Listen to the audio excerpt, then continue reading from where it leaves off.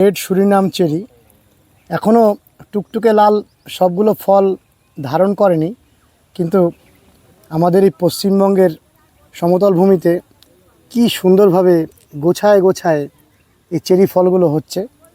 দেখুন, এই গাছটি মাটিতে রয়েছে।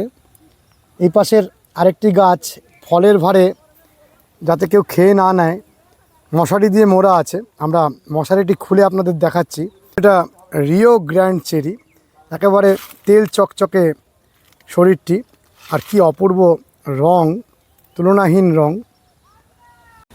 দেখুন এই রেড সুরিনামটি কীরকম বড় সাইজ, একেবারে প্রতিটি ডাল থেকে থোকায় থোকায় শুধু চেরি ঝুলছে।